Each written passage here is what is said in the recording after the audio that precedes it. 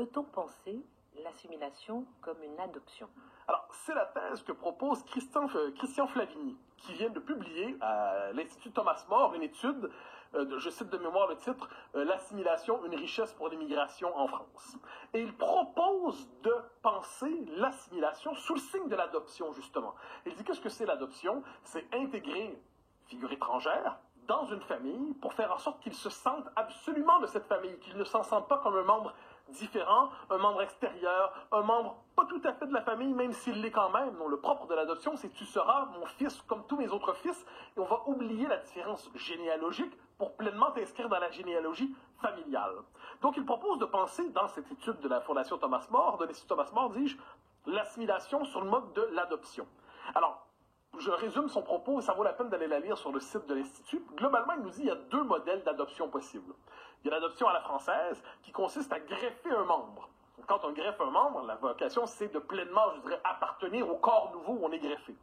Et il y a l'adoption à l'américaine, qui est une forme où on ajoute tout en conservant la différence d'origine. Donc l'adoption ne sera jamais complète, ne sera jamais parachevée, demeurera en quelque sorte éternellement inachevée.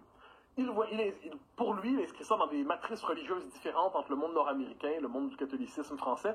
Pour lui, la matrice religieuse joue un rôle dans la conception de l'adoption. Ce qui est plus intéressant dans son propos, c'est lorsqu'il nous dit aujourd'hui, la France ne peut pas assimiler. Pourquoi? Parce qu'elle est prise dans une tenaille identitaire, mais comment je dis tenaille identitaire, non pas comme l'entendent certains de nos amis du printemps républicain, il y a la tenaille identitaire d'un côté de l'américanisation, qui pousse à sacraliser le multiculturalisme, la diversité, le refus de la ressemblance, le refus de l'imitation, le refus du fait d'être dans un commun. Donc l'américanisation, et de l'autre côté, un islam assez fort, qui, justement, dit, nous, on se prétend avoir une identité qui est plus forte que celle du pays d'accueil, ce qui ne veut pas dire qu'on n'y appartient pas, mais on y appartient selon nos conditions. Et ce que dit Flavigny, c'est qu'il ne suffira pas de dire les valeurs de la République ou la laïcité pour être capable d'assimiler, il faudra parler de la culture française. Et lui, donc, on touche le concept de culture française, et qu'est-ce qu'il nous dit? Eh bien, il faut justement la penser comme un trésor. Un trésor qu'on doit transmettre, un trésor qu'on doit valoriser. Donc, il y a une part de sacré là-dedans. Ça, c'est moi qui ajoute, toute association politique a une part de sacré. Et si le pays d'accueil n'accepte pas son propre sacré, qui vient de son histoire, un sacré extérieur ou de substitution va s'imposer. Alors, quoi qu'il en soit, il nous dit, il faut assumer cette culture comme un trésor, et il faut l'assumer sous le signe de la plus grande fierté. Parce qu'il demande comment pourrait-on convaincre des étrangers de rejoindre un pays si ce pays est toujours occupé à maudire sa propre culture, en contester l'existence ou alors ne la reconnaître que pour la diaboliser. Alors c'est cette idée que la France n'existe pas, mais si elle existe, c'est simplement qu'elle est maudite et ne mérite pas d'être aimée.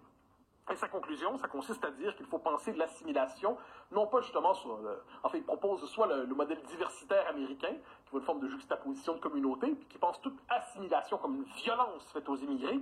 Il dit non, l'assimilation c'est un don, l'assimilation c'est un cadeau, c'est une chance faite à celui qui arrive. Il peut rejoindre la patrie, rejoindre la nation, pour peu qu'il veuille apprendre à dire nous avec elle. Alors j'ai résumé, mais je trouve que c'est une approche intéressante pour penser l'assimilation, la penser comme adoption.